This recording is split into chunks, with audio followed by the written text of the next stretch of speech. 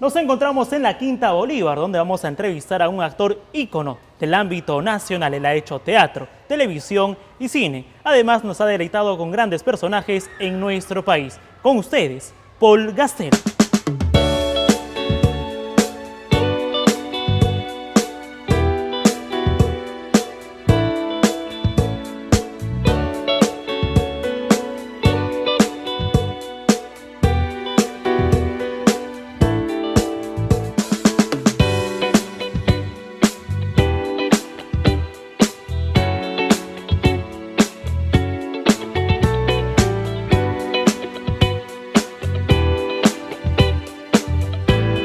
¿Cómo están, amigos de Íconos? Como lo habíamos anunciado, estamos con un gran destacado y extraordinario actor del ámbito internacional, Paul Gastelo, con quien vamos a tener pues el honor de hablar y sobre todo pues estar con él. Gracias por estar en el programa, Paul. No, gracias por la invitación. Bien, quería hablar acerca pues de tu inicio. ¿Cómo así tú ingresaste a ser actor? ¿Cómo decidiste ser actor? Bueno, desde muy niño en realidad, cosa curiosa porque tengo un montón de amigos de mi generación que entraron por casualidad o porque se dio alguna circunstancia fortuita, ¿no? No, en mi caso, desde niño quise ser actor porque por suerte tuve como algunas influencias. Mi mamá era, además de profesora de vocación y de formación, era cantante lírica. Entonces yo la vi a ella en el escenario cantando. Entonces creo que lo primero fue un primer como enamoramiento del escenario. Quería estar en un escenario. Y también tuve la suerte de que me llevaron al teatro de niño. Entonces, cuando ya estaba en quinto año de secundaria, me metí a un taller de un desaparecido actor que se llamaba Hudson Valdivia. Muy buen actor. Y llevé un curso cuando estaba en quinto año de secundaria. Y de ahí empecé una actividad primero aficionada que poco a poco se fue convirtiendo en profesional. Y ahora, ¿cómo tomaron pues esta actitud tus padres? Bueno, para mi época ser actor era como una rebeldía, porque era como si tu hijo te dijera voy a ser metalero, rockero, subte, ¿no? O sea, al principio pensaron que era como simplemente una cosa de adolescencia, esa que este chico quiere fastidiar, ¿no? Sí, claro. Como vieron que no se me iba pasando, entonces ya la cosa se puso un poco hard, ¿no? Que me hizo la cosa un poco difícil o que me hizo un poco la guerra fue mi papá, que quería que yo sea abogado. O que quería que alguno de nosotros seamos abogados, ¿no? ¿Y cómo así lo convenciste? Bueno, lo convencí con chamba, en realidad, porque yo igual tuve que postular a la universidad, felizmente no ingresé, hubo un montón de circunstancias en las que, como pasa con la mayoría de hijos, tienen que satisfacer un poco a los papás. Estudié cosas que no me gustaban, ¿no? Pero nada, yo paralelamente siempre estuve inserto en el teatro, como te digo, de manera aficionada. Entonces nada, mi papá lo invitaba a verme. Llegó un momento en que mi papá mismo me preguntaba, ¿cuándo estrenas otra obra? Después se convirtió en mi fan, ¿no? Claro, y ahora tenemos el nombre Paul Gastelo. ¿El nombre Paul es alemán? Siempre lo tuve, sí. Sí, Paul es alemán. No sé si mi papá me vio tipo alemán cuando nací, pero...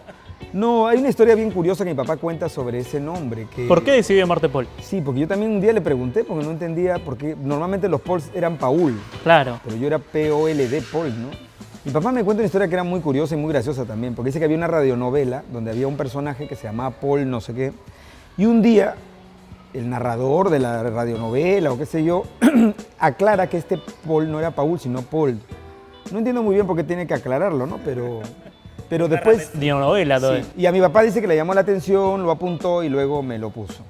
Yo ya más adelante investigando me di cuenta que el nombre era alemán, ¿no? Me dio mucha gracia, ¿no? Con el tipo alemán que yo tengo. Pero al principio yo renegaba porque me pareció un nombre muy extraño y muy difícil. No tan común. No tan común, pero después ha terminado siendo beneficioso. Felizmente no suena mal junto Paul Gastelo y es corto y bueno, ahora tú me buscas en Google y normalmente me encuentras rápido, pues, ¿no? Porque esta asociación no hay. Claro. Y ahora, bien, tú también pues encabezas e ingresas al Club de Teatro de Lima. ¿Qué recuerdos te trae? Yo estudié ahí. Después de haber estudiado con Hudson Valdivia y Germán Vegas Garay, unos años después entro al Club de Teatro de Lima y mis maestros son Reinaldo D'Amore, que es el fundador del Club de Teatro de Lima, y Sergio Arrao. Y bueno, después de ser estudiante de ahí salgo, empiezo ya a trabajar como actor y algunos años después D'Amore me convoca para ser profesor ahí. Y ya como jugando tengo más de 26 años profesor ahí en el Club de Teatro de Lima, ¿no? Ahora, muchos se preguntarán pues, ¿qué cursos reciben? ¿Cómo es un curso de actuación? Sí, bueno, el Club de Teatro de Lima, que no es una escuela, sino es un centro de experimentación actoral donde uno básicamente lo que hace es llevar un taller de actuación Los cursos son interdiarios y básicamente el curso es eminentemente vivencial, es como un laboratorio vivencial. Entonces, el alumno se acerca a la actuación desde una perspectiva sumamente práctica. Se enseñan, básicamente trabajamos con lo que es el método de Stanislavski y ahora digamos que es un poco más amplio también porque todo se ha vuelto, digamos, como mucho más global. Entonces trabajo de voz, trabajo de cuerpo, trabajo de autoconocimiento personal y tenemos 3 niveles, primer año, segundo año y tercer año, ¿no? Y hay como un proceso de autoeliminación natural. Además el Club de Teatro Lima, creo yo, hace 66 años sigue siendo el único espacio plural realmente, que no hay filtro porque no hay una audición, o sea, quien quiera puede, va y se inscribe en un curso de actuación y el filtro se da en el proceso, en el camino. Hay gente que se da cuenta que no sirve para eso y se va, o hay gente que no quiere trabajar y se va. Y así se van depurando, ya a segundo año llegan filtrados y a tercero llegan unos cuantos, ¿no? Ahora, ya que has mencionado el método de Stanislavski, pues ¿es más fácil hacer reír o hacer llorar a las personas? Sí, yo creo que la comedia es un género que mucha gente ha ninguneado mucho tiempo, pero ya a estas alturas creo que todos los actores entendemos a la comedia como uno de los géneros más difíciles. Yo creo que las dos cosas son igual de complejas y difíciles, pero a mí me parece que la comedia tiene un detalle mucho más difícil porque creo que es más matemática, es más exacta. Tú para hacer comedia, además de tener una gracia incorporada y honesta, creo que tienes que tener mucha conciencia del ritmo y del timing. A veces el drama de verdad se puede de alguna manera maquillar un poco, le puedes poner una musiquita, puedes hacer un texto bastante feeling. Pero yo he comprobado, incluso como profesor, que cuando un alumno no logra tener el timing correcto y no tiene mucha gracia, puede hacer todos los esfuerzos, pero resulta que no liga, ¿no? Ahora, en el camino también ha habido diversos procesos. La impro también ha sido, pues, fundamental. Realmente la impro fundamental en tu vida. Mucho para enseñar, por ejemplo. Porque la improvisación, como decía Stanislavski, es el ejercicio más importante para el actor, pero creo que porque lo hace trabajar con el presente real, el aquí y el ahora. O sea, normalmente lo que tú haces con los alumnos de actuación es conseguir que ellos aprendan a reaccionar a los impulsos que vienen de afuera. Lo que sucede en la vida real es que los impulsos que vienen de afuera son reales. O sea, si te cuentan un chiste, tú te ríes. Pero ¿qué pasa si el chiste ya te lo sabes? O que incluso el chiste no te da risa, pero tienes que hacer como que sí te da risa. Entonces la cosa se pone más compleja, ¿no? Entonces, por eso, en el entrenamiento del actor lo que haces es intentar que alguien se acostumbre a reaccionar, a tener esta capacidad de escuchar de verdad y de reaccionar a los impulsos. En ese sentido, la improvisación juega un papel fundamental porque los alumnos empiezan a jugar a estar en el presente verdadero, a no planificar, a no pensar tanto, sino simplemente a escuchar y reaccionar. Imaginar respuestas en el momento, ¿no? Sí, es lo que más se requiere. En todo caso creo que el entrenamiento de la improvisación básicamente es un entrenamiento de tu creatividad, de trabajar con el vacío, de darle forma y de justificar las cosas, ¿no? Y a mí me ha servido, de hecho, llegar a la improvisación hace más o menos unos 12 años, significó volver a cero, además, porque es como actuación básica 1, ¿no? Entonces es volver a olvidarte de fórmulas y de tanta teoría para simplemente estar ahí vivo frente al otro, intentando reaccionar al momento. Ahora, tú integraste un grupo muy importante que inclusive pues, compitió en Argentina, ¿no? Sí, Keto sí, sí. Impro. Has hecho chamba de investigación de una manera impresionante. Sí. ¿Qué recuerdos te trae Keto Impro? Keto Impro, junto con Pataclown, fueron los que empezaron la movida de la impro como espectáculo, porque la improvisación es una cosa que viene desde la comedia del arte y se ha usado mucho tiempo como parte de la formación actoral, pero ya eso convertido en un espectáculo donde el público paga una entrada para ir a ver un espectáculo que los actores crean en el momento, ya es una corriente que llega recién hace algunos años acá y la gesta Pataclown y Keto Impro. Y además hacen un montón de talleres que luego se van multiplicando. La participación en Buenos Aires fue en un mundial de impro.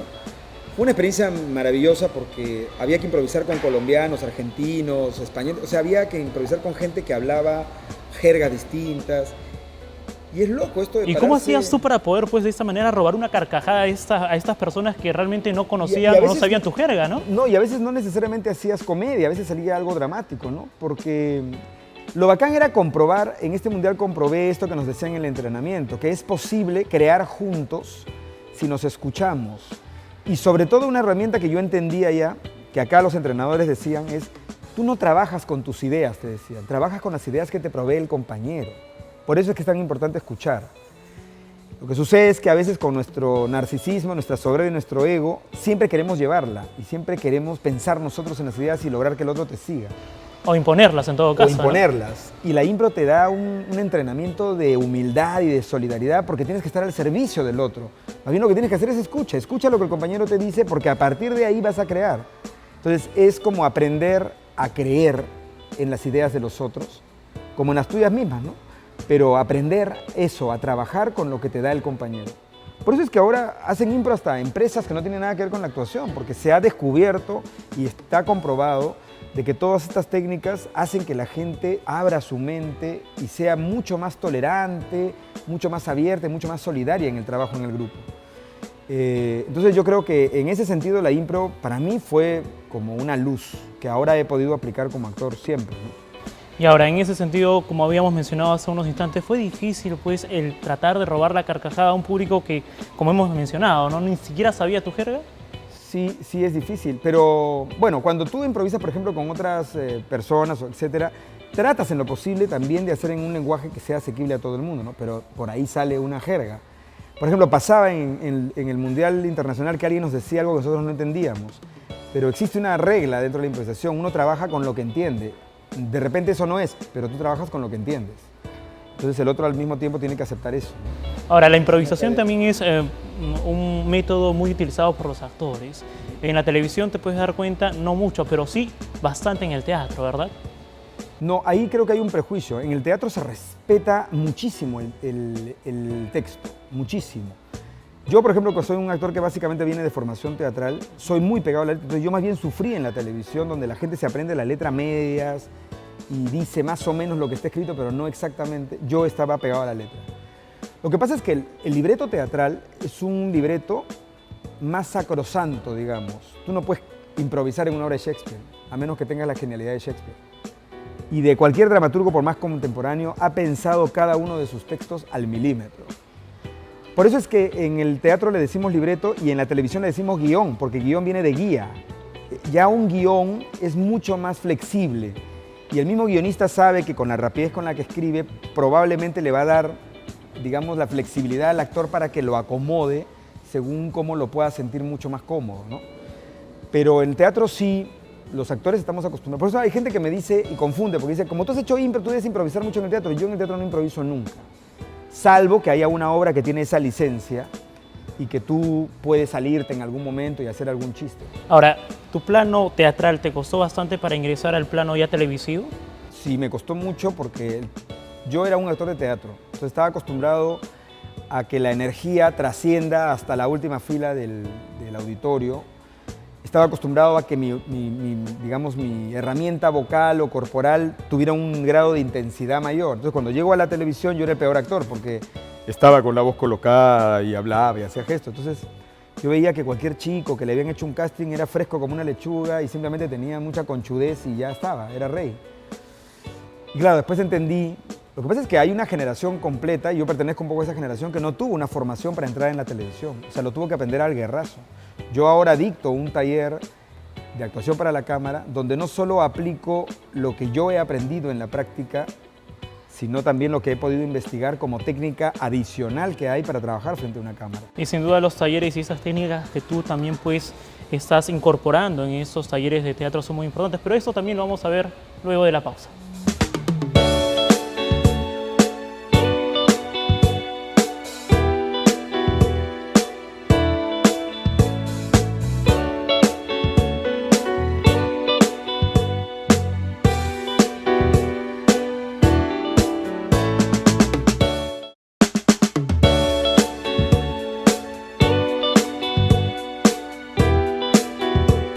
Continuamos en Iconos y nos habíamos quedado con Paul hablando acerca de estas técnicas que se utilizaban pues dentro del taller, y sin duda me imagino que pues es un estudio constante tanto para el profesor como también pues para el alumno, ¿no? Creo que no hay mejor manera de seguir aprendiendo que enseñando. Así es. Y hablando pues del estudio, Paul, ¿tú en primaria o en secundaria recuerdas cómo eras? ¿Eras un alumno aplicado de repente? No, era un desastre. Yo lo que me acuerdo era que nunca estaba al día, por ejemplo. Me llegaba esta cosa, yo pertenezco a esa época en que te hacían copiar el libro al cuaderno, ¿no? Que no entendía. Y yo siempre he sido bien flojo para escribir a mano, sobre todo, ¿no? No, yo era un alumno promedio.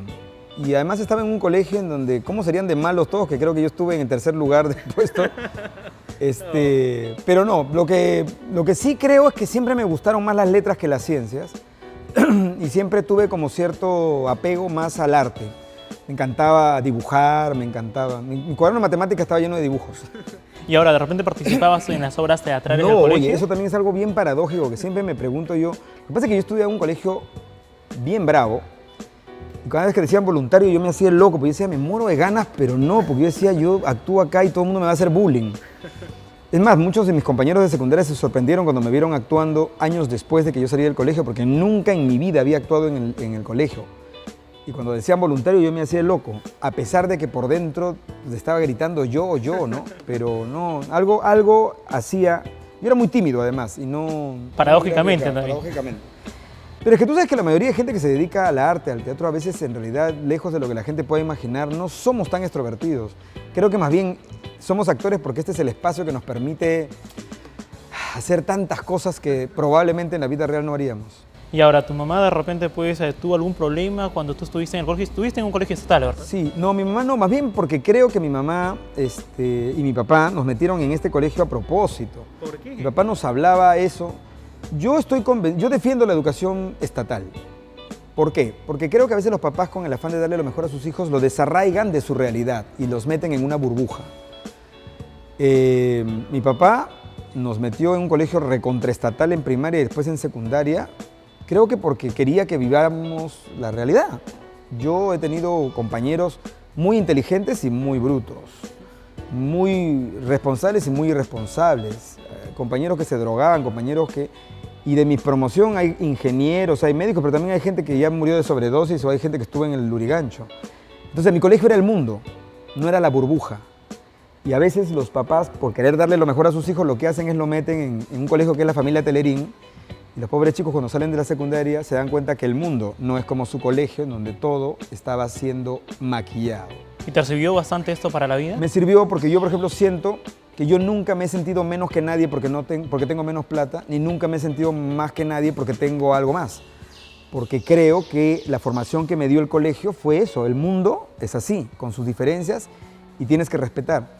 Claro que yo tenía la ventaja de, a pesar de estar en estos colegios, que tenía una familia, mi mamá era profesora de vocación y de formación, y mi papá era un señor que a pesar de que vino a los 18 años, casi con primaria solamente haciendo el servicio militar, estaba muy interesado por la cultura. Entonces, por ejemplo, mi papá tenía una gran biblioteca y el disco rayado era lean, lean, lean, lean. Entonces, creo que esta cosa de influenciar en los hijos por querer superarse y ser mejores o por el gusto a la cultura es lo que hacía la diferencia. Nosotros en el desayuno, por ejemplo, me acuerdo mucho, mi papá siempre era de los que tú podías tener 8 años y te decía, ¿y tú qué piensas? O 10 años, tú a ver qué opinas. Yo veo a veces en algunas familias que me dicen, tú cállate, estamos conversando los adultos. Y eso es malo, Acabas de ¿verdad? traumar a un Así ser es. humano para el resto de su vida. En mi casa era al revés, te exigían a que opines. Habla, a ver qué piensas tú. O tomaban en cuenta tu opinión. Y creo que eso hace la diferencia, porque pronto el papá gasta mucha plata en que su hijo vaya al mejor colegio, pero en su casa es un hotel, entran y salen y nunca nadie habla y nadie les compra un libro, sino siempre le compran una tablet o le compran un celular para que juegue. Entonces la diferencia es simplemente si es que en tu casa tienes una buena ancla y tienes una buena persona que te guíe, ¿no? Ahora, yo justo estaba leyendo pues algunos artículos que habían escrito acerca de ti. Tú hablabas acerca de la descentralización de la cultura, que llevas cultura para los conos, que es muy importante, un proyecto realmente interesante. Que no ¿Qué es te motiva a eso? Nada nuevo, ¿no? Sino que yo sí siento que mucha gente lo dice, pero no todo el mundo lo está realmente haciendo. Bueno, aunque digamos, es evidente, pero creo que la cultura sigue siendo muy centralista. O sea, por ejemplo, el teatro... Lo tienes sigue acá en San siendo que Isidro, para ir al teatro Miraflores, tienes que ir a ¿no? Barranco, Miraflores, San Isidro, por ahí ahora hay algunos teatros en Pueblo Libre o en Jesús María, pero más se acabó. Ahora, bueno, de pronto han hecho un teatro grande en Megaplaza, pero igual yo siento que va o tiene acceso quien puede pagar una entrada cara. Y yo creo que la verdadera labor es ir ahí donde el teatro aún no llega, es decir, ir a colonizar públicos nuevos. Gente que yo ya dejé de criticar porque estoy seguro que tienen 50 años y nunca pisaron un teatro y no lo van a pisar porque significa hacer un viaje interprovincial. Si van 2 o 3 es un platal. Entonces, Yo creo que la verdadera labor sería, no sé si la empresa privada o algunos, o ir y de verdad ir a estos lugares y hacer teatro, en una carpa, en un metro cuadrado. Nosotros tenemos en el Club de Teatro de Lima un proyecto bonito que ojalá en algún momento se dé, que es ir a los colegios más apartados o a asentamientos humanos a hacer teatro con alumnos o de tercer nivel o ya egresados, pero justamente con el ánimo de hacer difusión cultural, labor social y una experiencia académica para los alumnos, de tener roce con públicos que están ávidos por ver, pero que de pronto no han visto nunca teatro. Y que se pueda hacer teatro y conversar con ellos y hablar y dejar como una semilla, ¿no? Y la inclusión cultural que se requiere, ¿no? Mira, Que tanto se habla, pero supuesto, lastimosamente no se lleva para los otros y las lados. políticas a veces de cultura, pareciera como que la gente que hace arte está pidiendo plata. No estás pidiendo plata, estás pidiendo intención verdadera de querer cambiar, ¿no? Pero bueno, es un trabajo duro, difícil. Hay un montón de gente desde el ámbito privado que lo hace.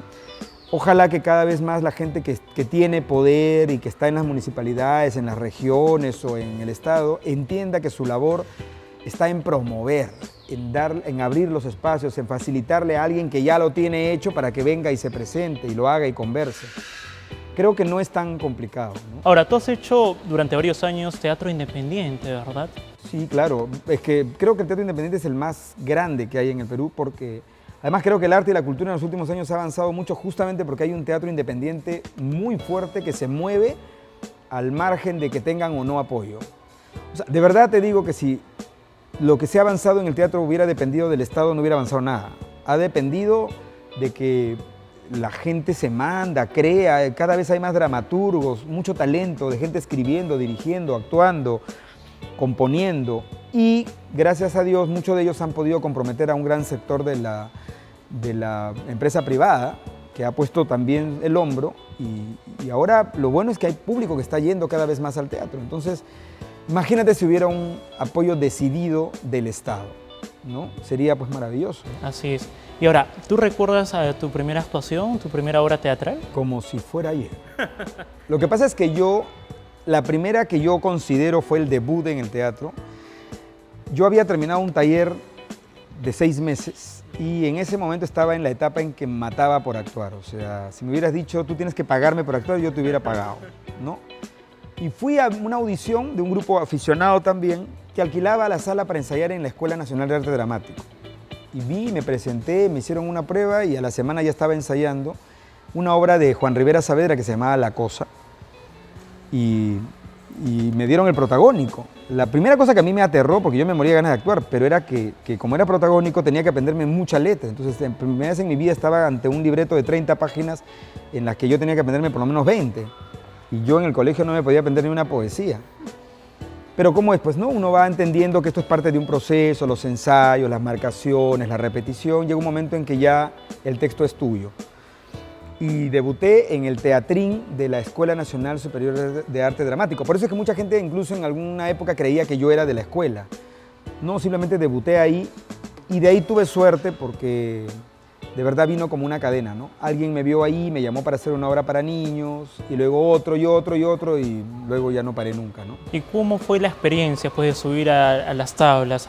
Pues yo me acuerdo que fue muy fuerte, ¿no? Porque tú a veces te mueres de ganas por hacer algo, pero una vez que ya estás en el momento de hacerlo, te pasan cosas que son más bien como tortuosas, que tú dices, ¿por qué estoy aquí? ¿Por qué sufro tanto? Hasta ahora tengo la sensación cuando voy a salir de escena que digo, ¿por qué estoy aquí si me pongo tan nervioso, si se me afloja el estómago, ¿no? Yo por eso creo que los que nos dedicamos a esto somos un poquito masoquistas en el fondo, porque cuando no pasamos por eso lo extrañamos. Y cuando lo estamos haciendo decimos, pucha, ¿por qué estoy acá? Debería estar en mi casa tranquilo y me estoy muriendo de nervios, ¿no? Y sí, me acuerdo del día del estreno, además porque mi papá estaba sentado en primera fila, que era el que me hacía la guerra. Entonces era como, ok, se va a levantar ese telón y yo le tengo que demostrar a mi viejo que esto es lo que yo quiero hacer. Yo soy muy creyente y lo que me acuerdo de esa primera vez es que yo me mandé con una oración personal, ¿no? Y le pedí a Dios que si yo no servía para esto, hiciera todo lo posible para sabotearme para que yo no continuara. Pero que si servía, me ayudara a poder seguir ahí donde yo quería llegar. Y entonces nada, tomé aire desde los talones y salí. Felizmente fue un estreno bacán que yo no pude disfrutar, creo, porque cuando uno tiene ese nivel de tensión y de nervios, tú lo haces, pero estás medio mareado, ¿no? O sea, al final la gente me felicitaba, me abrazaba, pero yo estaba temblando, ¿no? Porque sentía que me había tirado al vacío. Me imagino que tendrías pues un sinnúmero de sentimientos entre nerviosismo, miedo, claro. timidez y todo que ello, no te ¿no? permitía. Y es lo que casi siempre te pasa cuando haces algo por primera vez, ¿no? Por ejemplo, hice stand-up comedy, me pasó lo mismo, hice impro, me pasó lo mismo. Esa cosa de cómo reaccionará el público, cómo estaré yo, la fregaré, no la fregaré, estaré concentrado, ¿no? Ahora, tus papás en ese entonces, pues, ¿qué te dijeron? Estaban felices, pero igual ya les preocupó, porque como me vieron tan comprometido y tan apasionado, dijeron, uy, acá tenemos un problema. Porque ellos dirían, no, ya se le va a pasar, es el adolescente rebelde que quiere fastidiar, ¿no? Pero cuando vieron que no, ya empezaron a preocuparse un poco más, ¿no? Y después ya vino una carrera larga para demostrarles, ¿no? Y eso ha sido en realidad un salto también pues para que vayas no solamente al teatro, sino también a la televisión y también pues estar en el cine, Sí, ¿verdad? sí. Pero ¿te parece si vamos a un corte? Por supuesto. Gracias. Vamos a un pequeño corte comercial y regresamos con más en Íconos.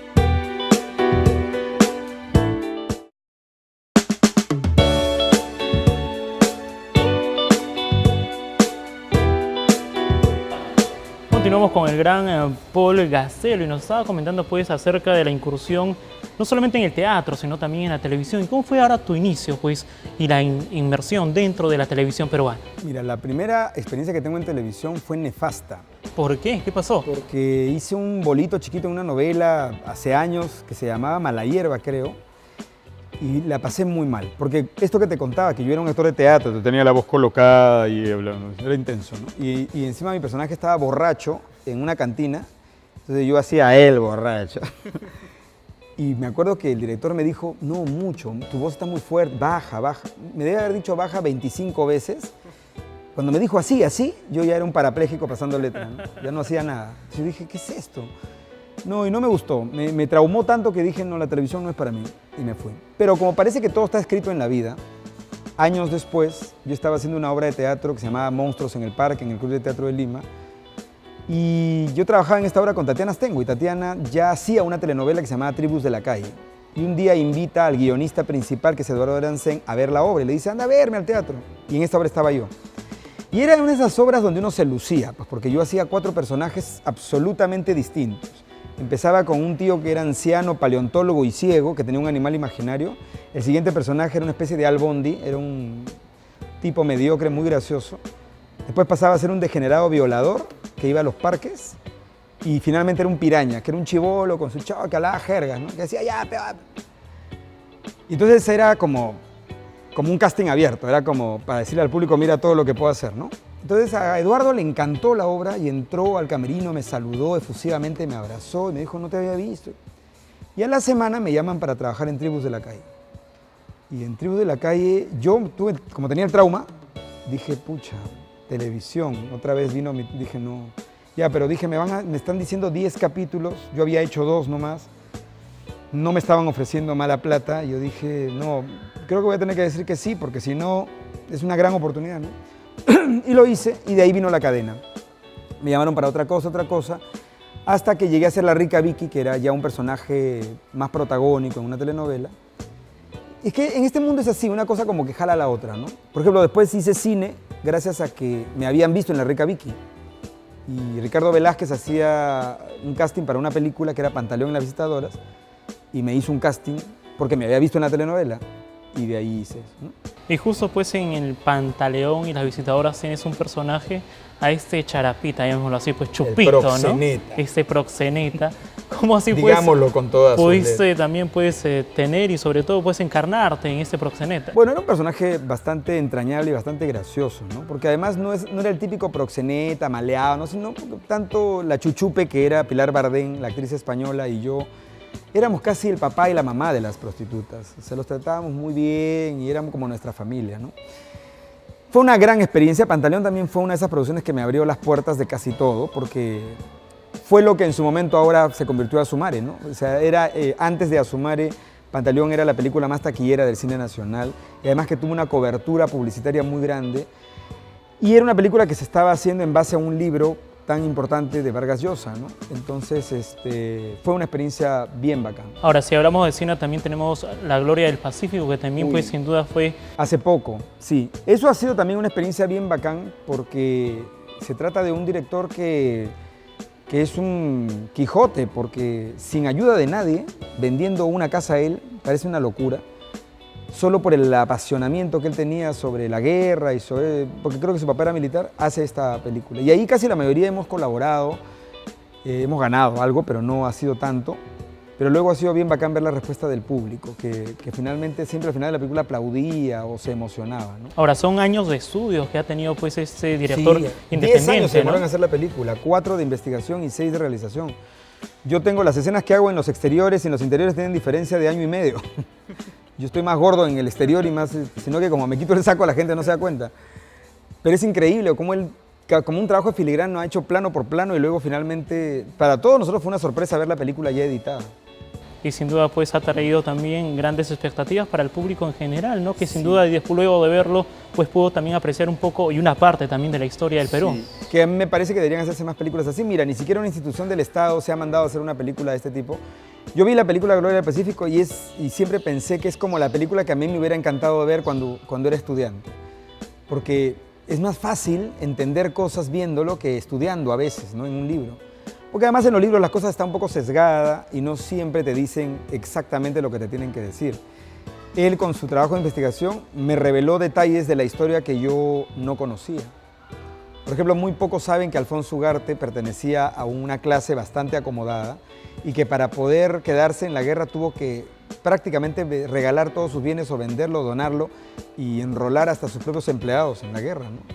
Son cosas que uno no conoce y por eso no valora tanto de pronto a sus héroes, ¿no? Ahora, La Perricholi, también tenemos pues ahí... Yo estuve en la versión telenovela, porque en La esta Perricholi telenovela se hizo primero una serie. sí, en la telenovela, ya digamos así en la segunda versión. ¿Qué tal también? ¿Cómo fue pues tu paso Bien, por esa porque telenovela? el trabajo con Michelle Gómez siempre ha sido un trabajo bien bacán porque Michelle también es uno de esos productores que normalmente ha mezclado mucho, digamos, la capacidad que tiene de conectar con el espectador, pero al mismo tiempo la pasión que él tiene por sus temas. Creo que es uno de los pocos europeos que yo conozco que ama el Perú más que un peruano. De hecho, ya él ha decidido no hacer telenovelas, lo ha declarado públicamente, es una lástima, pero ahora se está dedicando a hacer cosas que son como documentales y creo que ha vuelto un poco a su antiguo cariño y amor por el Perú porque está viajando, conociendo parajes maravillosos y hablando del Perú, ¿no? Yo creo que La Perricholi es una novela importante también por lo que significaba poner en una telenovela parte de nuestra idiosincrasia, de nuestra forma de ser, un poco para explicarnos de dónde venimos y por qué somos como somos, ¿no? Por ejemplo, el chisme es una cosa famosa desde la colonia en el Perú. Es muy limeño el chisme. Así que es una de estas cosas que tenemos casi como atractivo turístico. Ahora, ¿este personaje que interpretaste en La Perricholi, te llevó tiempo el poder pues estar con ello o...? Bueno, era un aguatero, era uno de estos señores que repartía agua, pero era un personaje negativo, era un personaje también que graficaba un poco cómo en el Perú a veces el sector mestizo, que ya está mezcladito, se colude con A, con B o con C según cómo le convenga, ¿no? Este era un convenido que le pagaban plata y era capaz de traicionar a su propia familia, ¿no? Y además era el tucuirricuy, el que llevaba y estaba escuchando detrás de las paredes para ir a chismear, ¿no? Mira, eso sigue pasando en el Perú, no sabemos a veces en quién confiar. Creo que todo eso se puede solucionar cuando nos demos cuenta que hay que seguir trabajando por la educación y por la sensibilidad de la gente, ¿no? Ahora, pues en toda tu experiencia que has tenido, te han matado tantas veces, has hecho pues de proxeneta, has hecho de terrorista, has hecho bueno, pues por mi también... tipo he hecho muchos personajes marginales, tengo el monopolio, he hecho proxeneta, asaltante, caficho, travesti, policía corrupto, abogado corrupto y cualquier cosa corrupta. Pero bueno, me parece que la ventaja es de que gracias a mi tipo hay un abanico de posibilidades de personajes, ¿no? Y bien, además algún actor los tiene que hacer. Ahora, Golpe a Golpe es donde pues hiciste Con travesti, Lucho Cáceres, ¿verdad? travesti, sí. ¿Y qué tal tu experiencia también en ese Divertido, sendero? aunque la serie no tuvo mucho éxito, pero fue divertido. Con Lucho Cáceres hemos hecho dupla en muchos trabajos y siempre es un placer trabajar con él.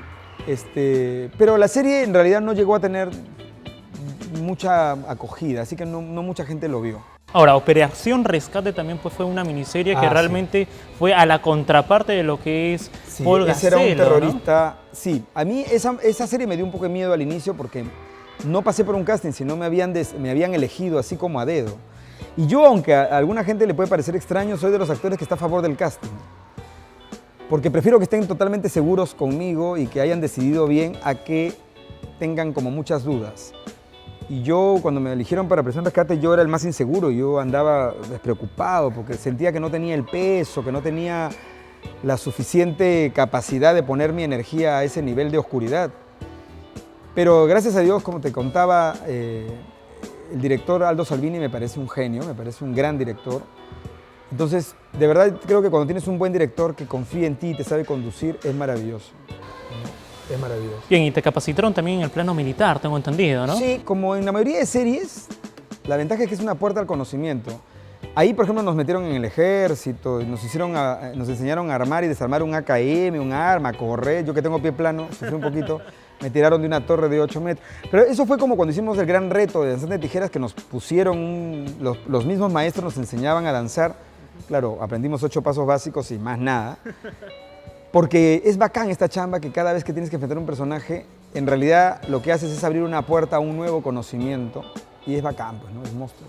Ahora, tú hablaste pues del gran reto que es esa, llamémosla así, miniserie, ¿no? De Danzante de Tijera, donde fue tu primer protagónico, ¿no? Sí. Sí, ¿Qué tal la experiencia? Nunca he tenido debilidad por el protagonismo, porque creo que un actor que no es tan protagonista, creo yo que tiene mayores ventajas de tener una carrera larga que alguien que solo es protagonista. ¿Por qué? Porque pasa a menudo que mucha gente que les dan un protagónico, de pronto ya no lo llaman después porque sienten que no lo pueden llamar para un personaje más pequeño o porque creen que va a cobrar caro o no sé. Y yo he visto actores que han sido protagonistas sufriendo porque quieren que los llamen, pero como que los etiquetan. No, él ya fue protagonista en una novela, de repente va a querer que le paguen mucho o de repente no va a querer, ya lo prejuician. Yo prefiero llegar a viejo haciendo el portero de carrusel o siendo el abuelo que sale en 2 capítulos cada 10, porque prefiero seguir actuando y ser un actor de oficio, ¿no? Pero disfruté más que protagonista, era una protagonista, pero era un antagonista importante, ¿no? Igual en Operación Rescate. Fue bacán, pero como te digo, como casi todas las cosas en la vida, en mi caso han llegado de a poquitos, no he sentido así como un salto, ¿no? He sentido que ladrillo a ladrillo he ido construyendo la pared. Ahora, Chico de mi barrio también pues es una miniserie de Aldo Miyashiro donde pudiste participar y hacer un superhéroe, ¿no? ¿Qué tal cambio drástico? Las ideas locas de Aldo Miyashiro, que siempre es muy arriesgado y siempre está como con un paso adelante. Nada, fue una experiencia bonita, ¿no? Igual creo que el problema de algunas de estas series era que estaban en Panamericana cuando ya Panamericana tenía una antena bastante fría, ¿no? Entonces era difícil de pronto tener rating. Sin embargo, tenía su público, ¿no?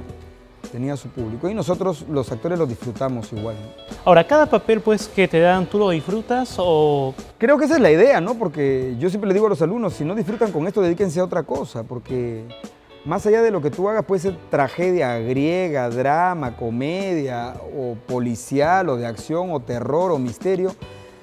Creo que tienes que encontrar dónde está el disfrute de lo que estás haciendo. Porque el público lo disfruta también, ¿no? Ahora, cada personaje que te han dado pues ha sido de la sierra o de la selva. Esos estereotipos que también se demarcan a veces. ¿No has tenido problema de repente con eso? No, pero en mi caso ha sido una ventaja porque hasta cuando me llaman para hacer locuciones para radio, a veces me dicen, ya tienes que hacer de charapa para un comercial. Yo creo que es un plus adicional. Yo lo que pasa es que siempre me he considerado un actor de oficio. No le he hecho mucho asco a nada. Tengo mis límites, por supuesto, hay cosas a las que me he negado, ¿no? Pero también siempre he encontrado la manera de negarme sin parecer un patán que solo hace cosas puristas. No, porque es como me acuerdo, una vez me llamó Riquitoso para hacer teatro del teatro y un montón de mis amigos puristas decían, ay, la televisión, porque para mucha gente que hace teatro, algunos, la televisión es la prostitución, es que asco, ¿no? Y muchos de ellos en el fondo se mueren de ganas de que los llamen, ¿no? Pero yo siempre me he considerado un actor de oficio, o sea, alguien que quiere vivir de esto. Entonces, yo he hecho teatro, impro, stand-up comedy, hago eventos, BTLs, locución, doblaje para comerciales. Llame nomás, ¿no es cierto? O sea, tengo un catálogo, soy actor polivalente y no tengo problema de trabajar con un director que recién empieza o uno que tenga mucha experiencia, porque creo me parece que yo siempre he luchado por ser un actor de oficio, soy un obrero del arte. Ahora pues nos tenemos que ir a una breve pausa comercial, pero quiero que nos deleites con este monólogo Las Madres, que ha sido pues realmente tan no controvertido, pero sobre todo... con el monólogo porque es un poco largo y el blog un extracto, se está acabando. Claro, en el monólogo yo te comentaba que es un monólogo sobre, uno habla sobre temas específicos, ¿no? Yo tengo un monólogo que se llama Las Madres, donde uno hace o dice las cosas que normalmente dicen las madres y que la gente se siente identificada, ¿no? Hay una parte en que yo hablo de que las madres nunca se equivocan, parece que fueran videntes, porque siempre saben lo que te va a pasar, ¿no? Entonces te dicen, cuidado, que te vas a atragantar, y te atragantas, ¿no? Cuidado, que te vas a caer, y te caes. Ya te he dicho que esa chica es una pendeja, y es una pendeja, ¿no? Cosas como esas grafican un poco cómo el humor es tan matemático, ¿no? Por ejemplo, ahí si te das cuenta, yo te cuento 2 ejemplos y al final este de la chica es el remate. El stand-up tiene eso, que es esta habilidad que tenemos de contar una rutina de algo muy simple, pero con humor, y que la gente sea capaz de disfrutar. Bien, nos vamos a una breve pausa y regresamos con más de Paul Gastel.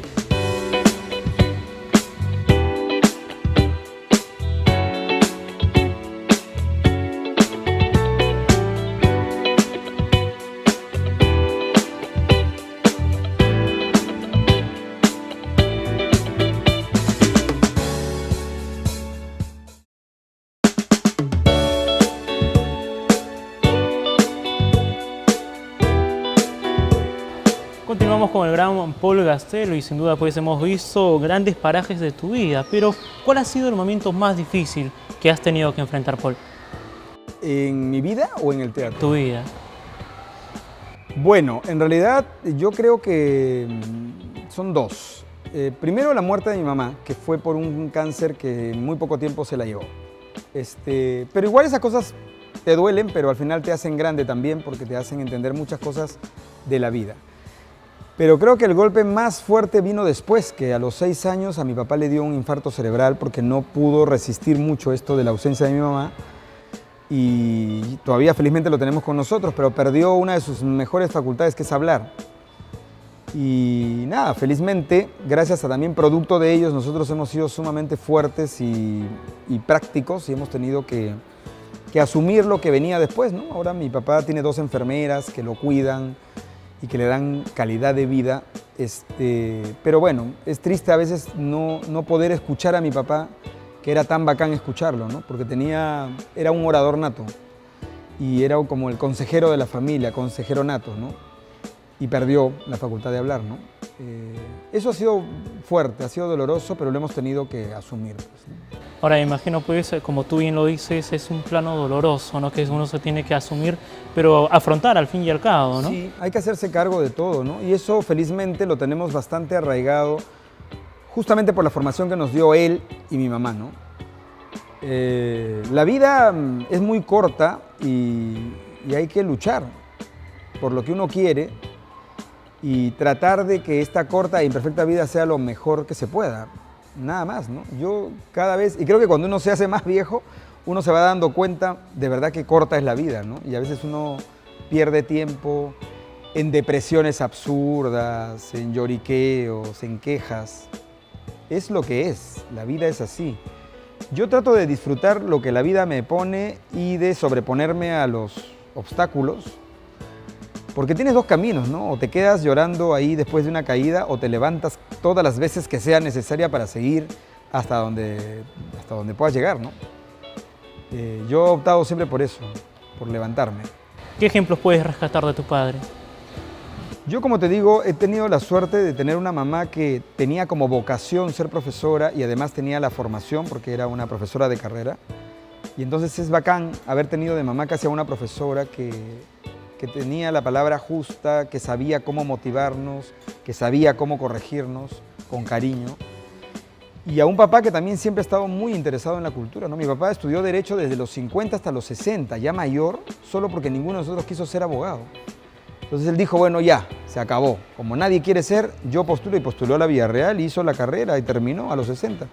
Claro, tenía la ventaja de que tenía una esposa como mi mamá que le preparaba el cafecito y lo ayudaba a estudiar porque era profesora. Quizá también por eso mi papá no pudo recuperarse de eso, ¿no? Porque mi mamá no era solo su esposa, sino fue su compañera, su cómplice, su amiga, su profesora. Fue muchas cosas, ¿no?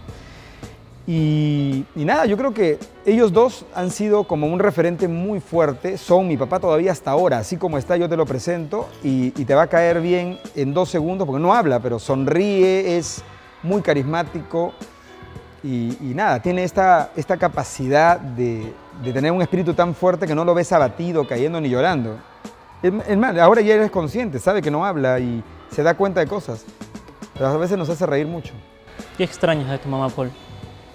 De mi mamá probablemente extraño que era como la matriarca, ¿no? La que nos daba confianza a todos porque siempre era el centro de...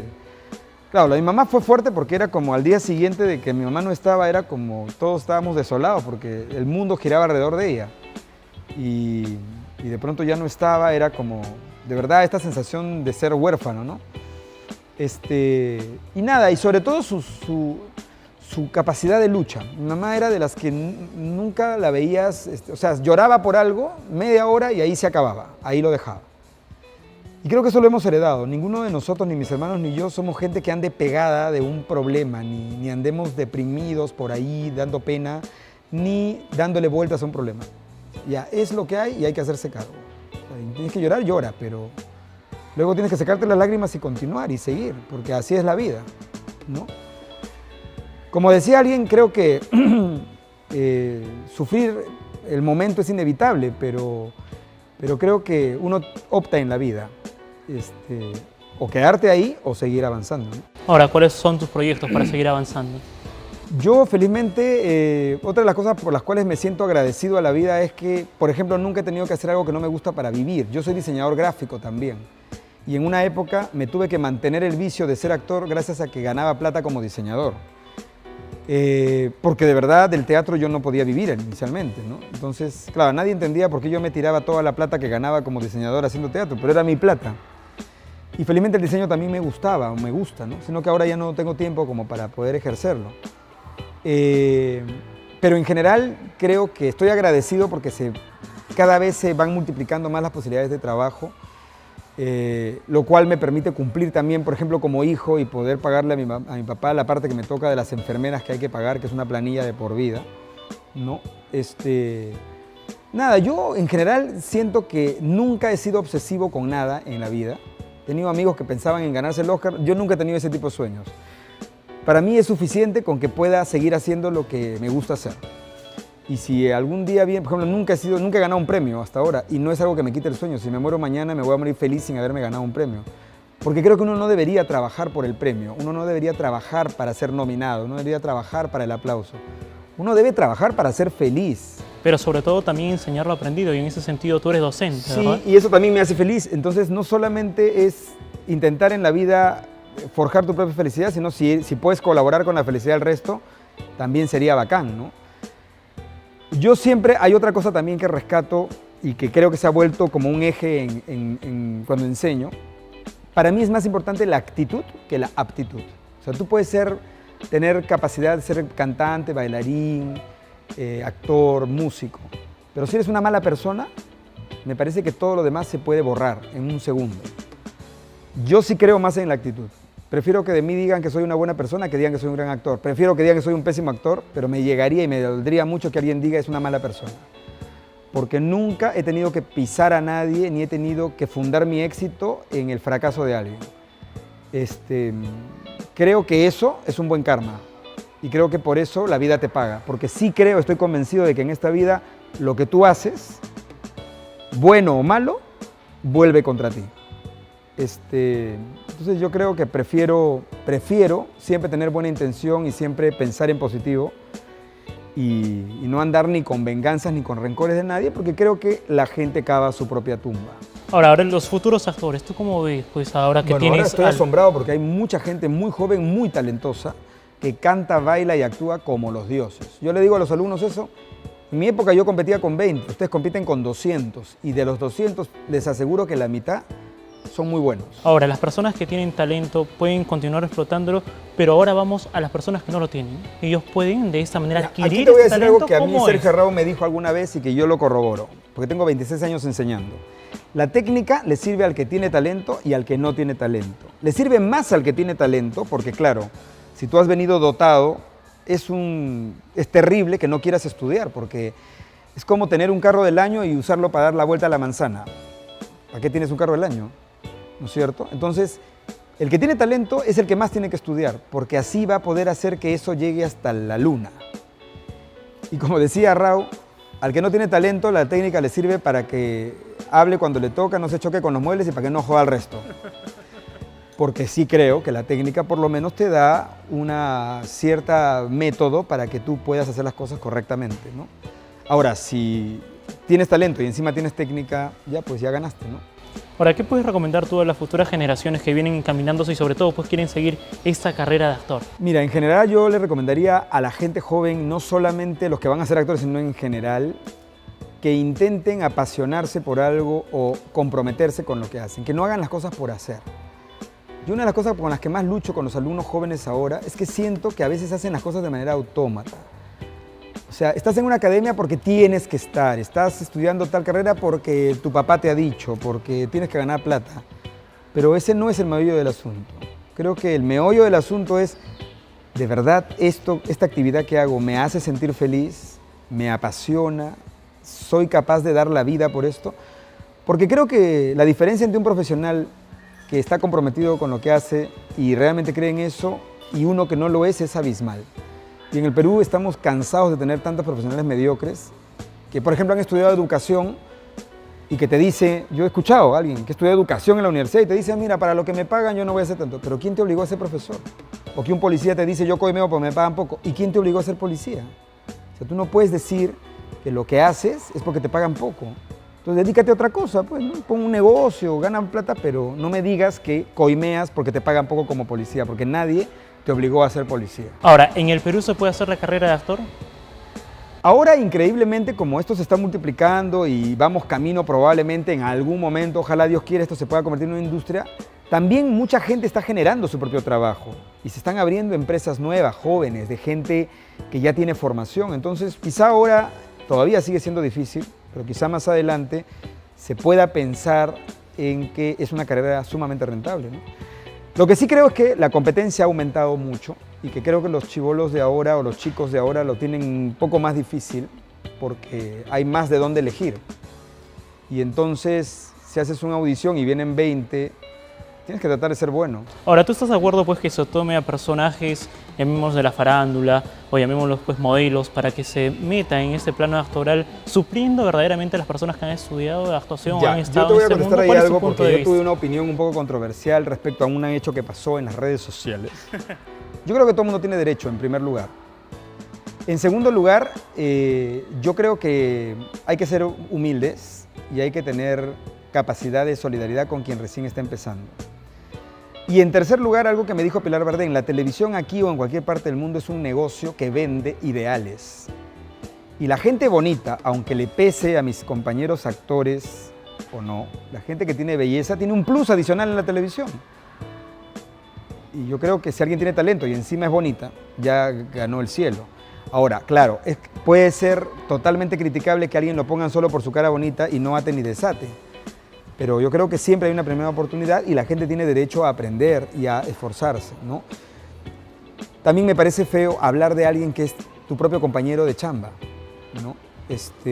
Yo creo que todo el mundo tiene derecho. Yo sí creo que no deberíamos, o sea, yo no puedo combatir la intolerancia con más intolerancia, ¿no? Yo tengo un montón de compañeros que salen a las marchas a reclamar porque son intolerantes con los gays, porque son intolerantes con las mujeres, porque son intolerantes con... Pero de pronto los escucho hablar y son más intolerantes que nadie.